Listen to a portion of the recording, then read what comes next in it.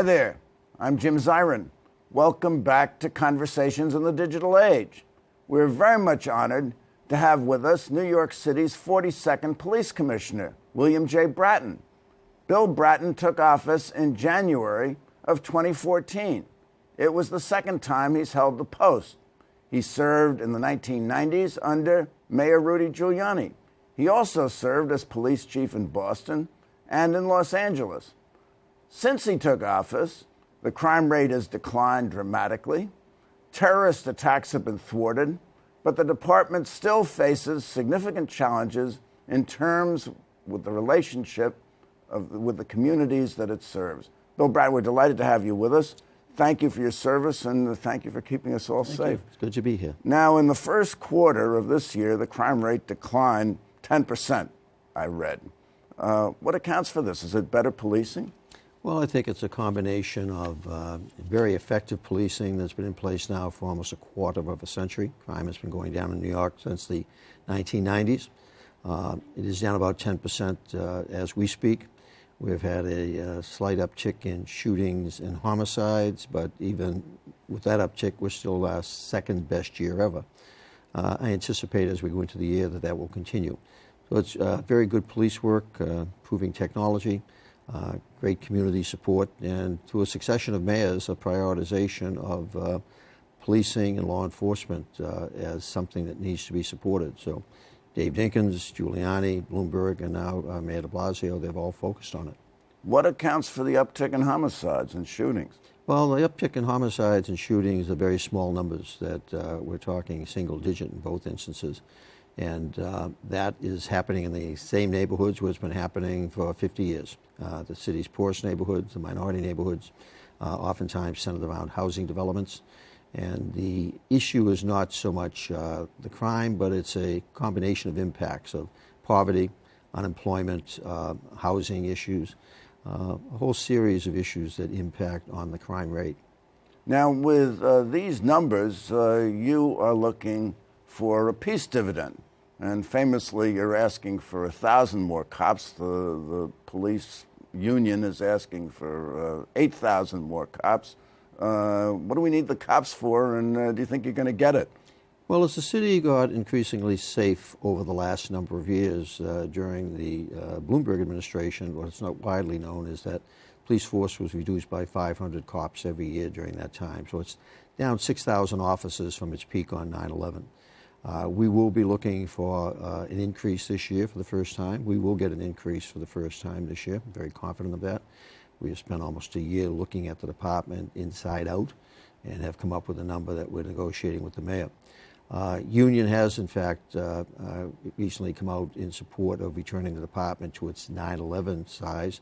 I don't think that's necessary. We have a much lower crime rate.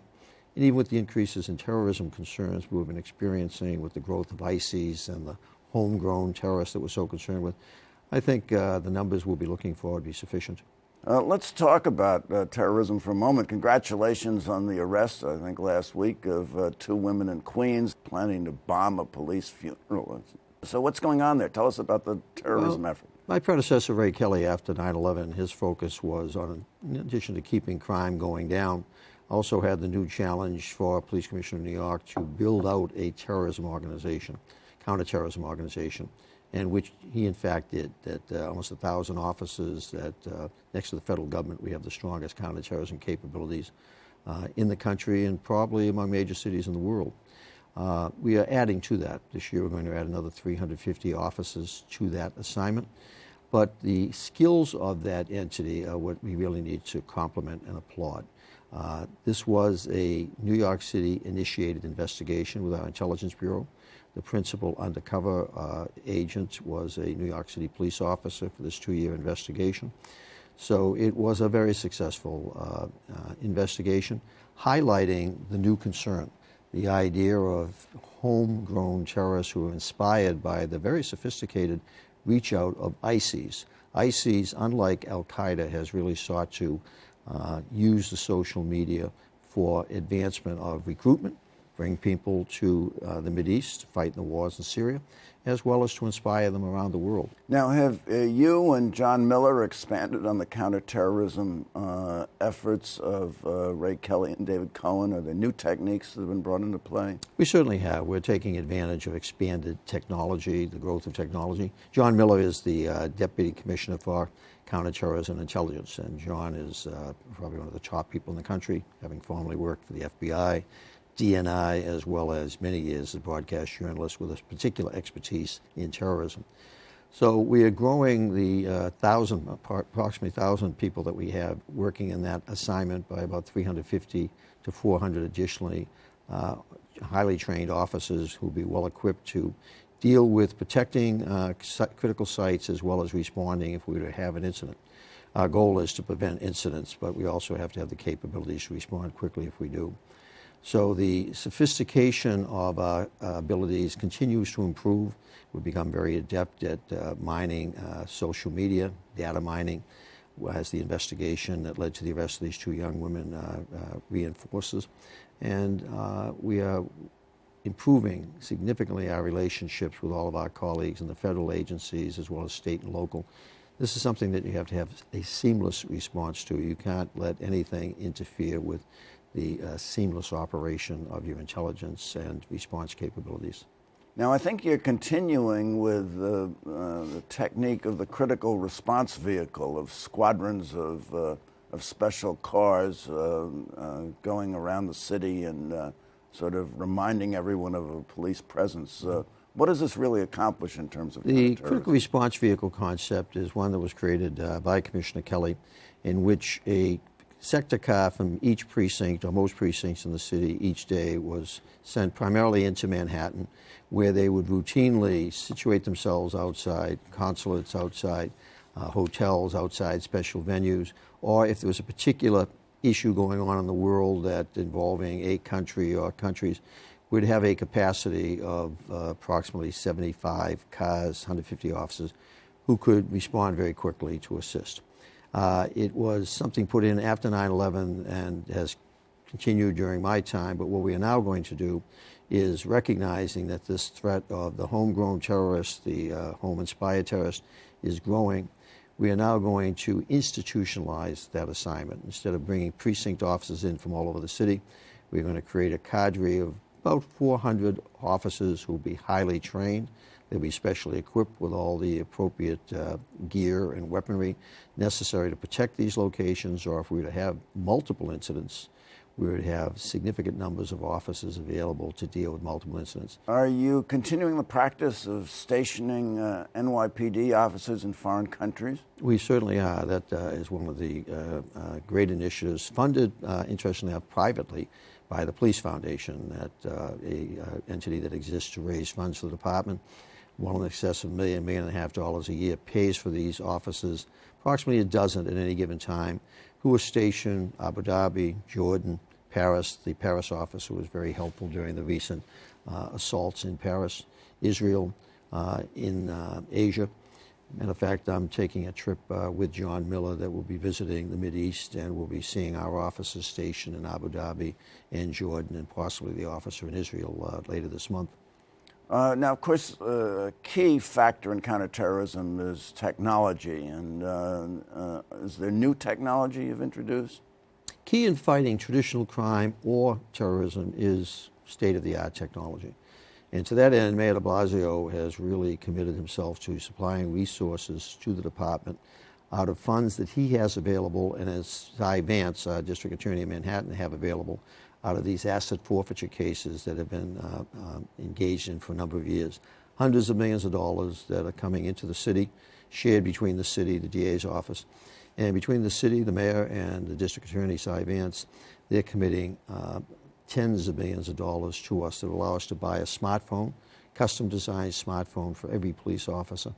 tablets, iPad types of tablets for every one of our police cars, body camera technology that we're moving toward, improving on our facial recognition, improving on our domain awareness system. Again, my predecessor, one of the systems that was created was the domain awareness system, which is now almost 8,000 cameras, hundreds of license plate scanners. These aren't body cameras. These are cameras that are stationed in cameras various that places. are both on vehicles, as well as you can't come into New York City without having your license plate documented.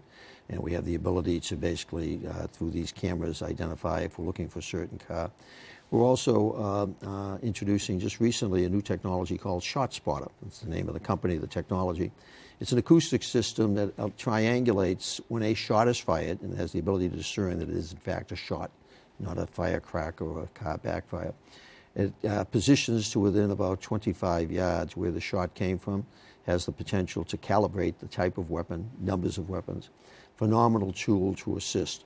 Just during the first several weeks of the trials of that in Brooklyn and the Bronx, we're finding that upwards of 80% of the shots that are documented on ShotSpotter are not being called in by the public, indicating that over the many years that we've had too much crime in the city, too many shots fired, large parts of the public just don't bother calling anymore, feeling nothing will be done.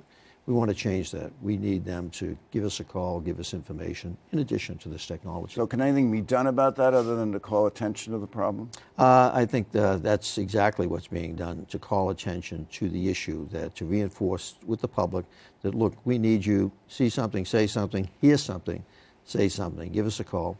Because when we respond, one, through our intelligence, it allows us to take a good look, is this something that might result in retaliation, a retaliatory shooting someplace else?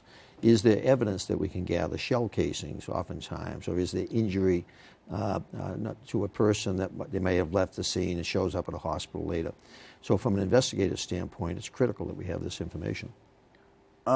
Let's turn to your relationships with the community. In following Ferguson and Eric Garner in the Staten Island case, David Ignatius of the Washington Post wrote that quote, the spirit of police community partnership has been badly damaged in New York and across the country.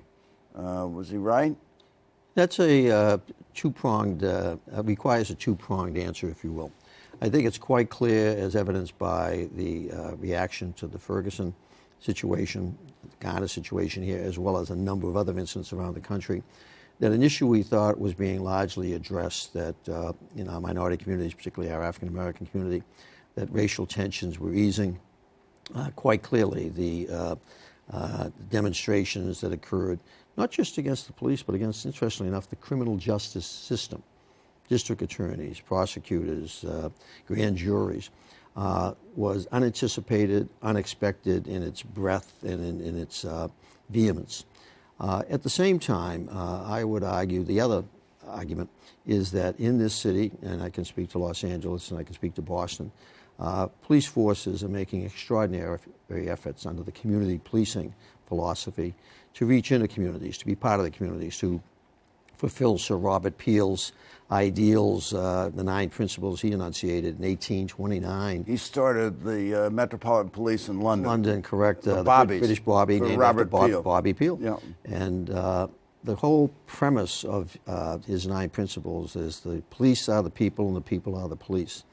And in New York, we have extraordinarily good relationships in so many communities that is oftentimes unheralded, and in times of crises, oftentimes allows us to get through a crisis. But the Garner incident, in our case, the death of the individual in Staten Island, raised concerns that more needs to be done. And we are, in fact, doing a lot more, already building on a very strong legacy of police-community partnership in the city.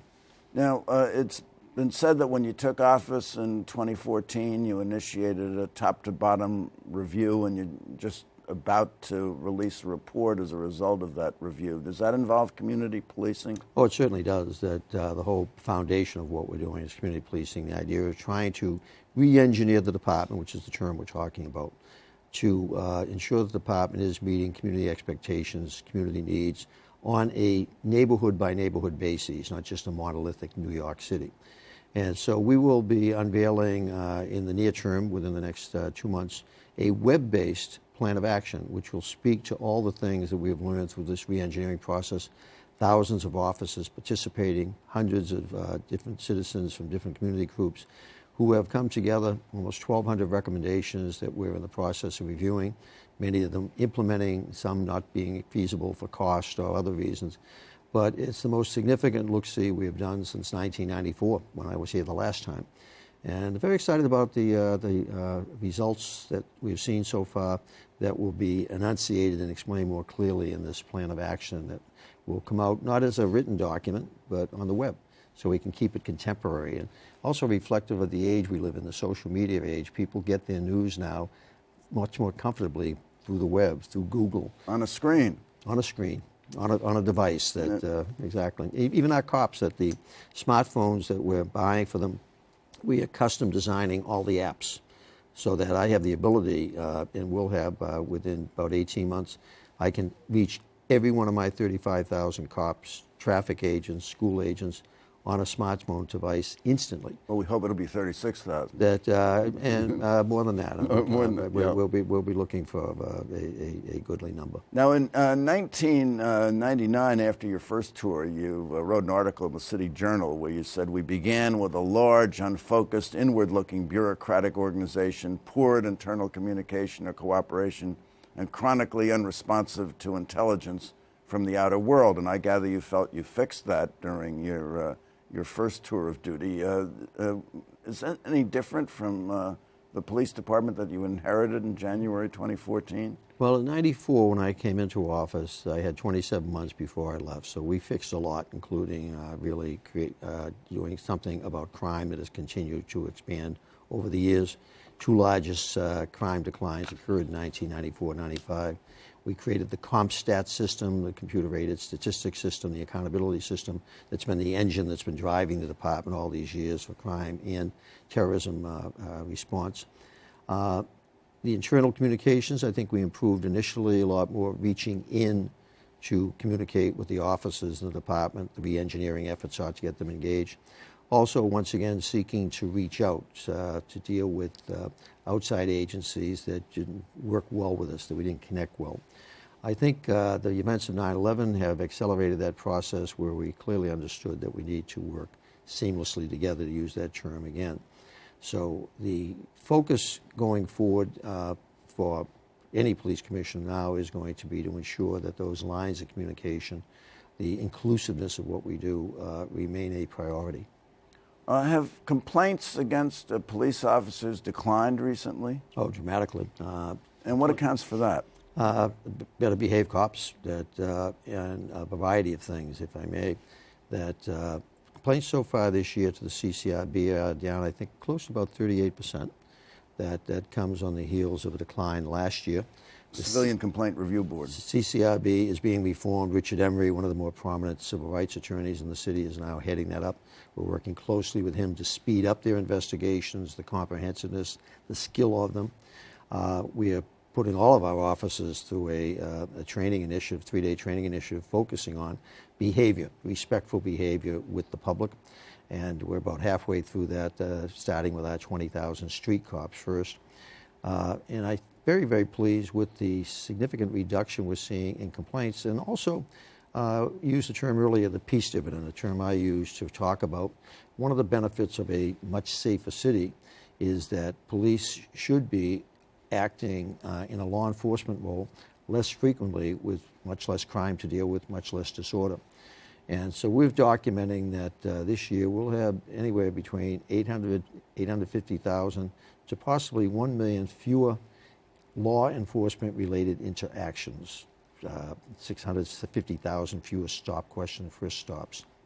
We'll have fewer summonses, running about 18,000 fewer arrests so far this year. And this is, keep in mind, in a city that's recording less crime, less complaints, less police activity. Sir Robert Peel's 9 principles, one of them is the measure of the success of police is the absence of the visibility of police enforcing the law. What about complaints by police officers against police officers? We used to hear a lot about the blue wall of silence, and so corruption wasn't exposed readily because officers wouldn't rat on their fellow officers. Well, the era that we're in now, and you're familiar with that because you serve on the Corruption Commission and have served ably for many years, that the corruption issues we face today are very different than those of the 70s that Pat Murphy, the Knapp Commission, had to deal with. Indeed, that I had to deal with in the early 90s, the Mullen Commission, the Dirty 30 investigation. The corruption we tend to deal with now tends to be individual. Not systemic. Not systemic. That we have not run across that in the now 15 months I've been back. I don't think my predecessor, Ray Kelly, during his time ran across that. That I think we have broken the back of that systemic corruption, particularly corruption that was alleged to have occurred from top to bottom back in the 60s and 70s. And that's a good news story. Not to say we still don't have it. At any given time, we have 250 to 300 officers under active investigation for violations of any number of transgressions, whether it's corruption, brutality. And I think we have a very assertive and very skilled internal affairs force. We have significant oversight. The corruption entity that you belong to has now been added to by an inspector general that's looking at systemic issues within the department. We have a federal monitor that's very specifically looking at stop, question, and frisk policies and procedures.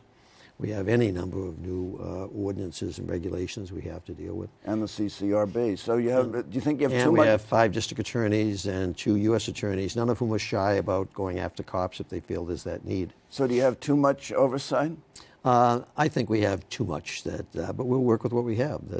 It's like. Do you find it annoying or do you find it helpful? It's time-consuming and costly. The number of people that we have to have engaged. Plus, it slows down the process. Trying to get policies into place now, it's a very cumbersome set of processes versus when we were not dealing with the legacy now, the stop, question, frisk controversy. That legacy is an inspector general.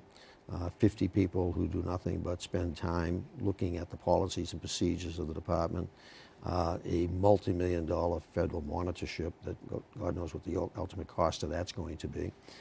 The irony on that, they'll be looking at about 25,000 stop, question, and frisk stops and spending tens of millions of dollars to do it. Now, you call it stop, question, and frisk, and during the political campaign it was called stop and frisk, and I guess the Supreme Court called it stop and frisk. But is there a difference? Oh, certainly. Under the Supreme Court rulings, going back to the 1968 Terry versus Ohio case, first thing I remember in 1970 going through the Boston Police Academy was the instruction on the stop, question, and frisk reasonable suspicion rule that Terry versus Ohio enunciated.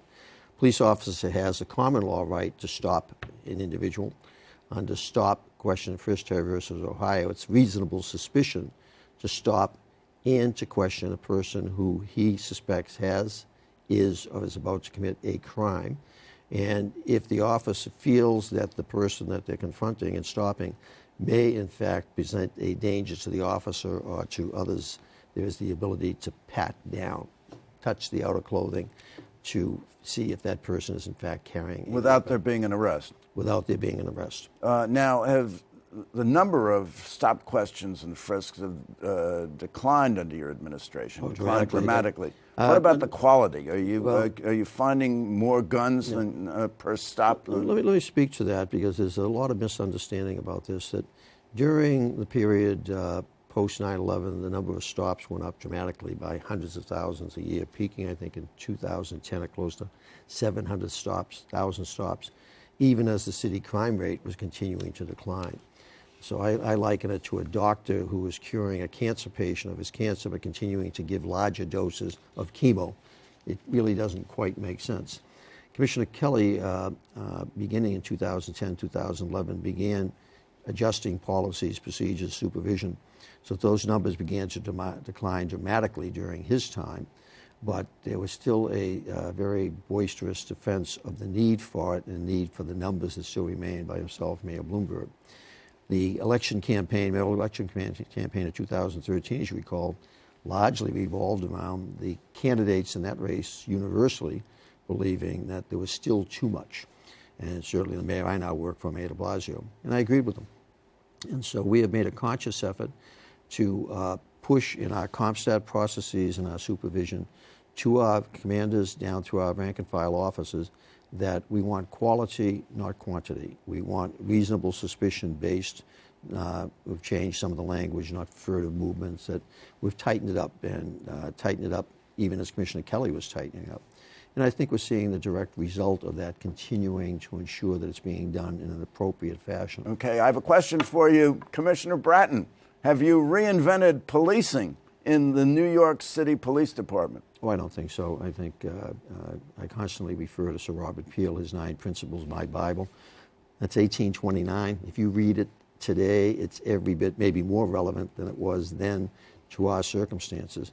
So it's not reinventing. The term I use, re-engineering. In other words, taking something that works, and has worked very well, all things considered, but from time to time needs to be fine-tuned. It's like any engine that after a while it kind of goes out of timing sync, and you want to basically really start listening and fine-tuning it. So we're effectively fine-tuning the NYPD. Fine-tuning the NYPD. Sadly, we've run out of time, but I want to thank you so much for coming Always by. a pleasure. This was marvelous. And thank you for coming by. Tune in next week for more conversations in the digital age. Please visit our website at www.digitalage.org. I'm Jim Zirin. All the best. Take care.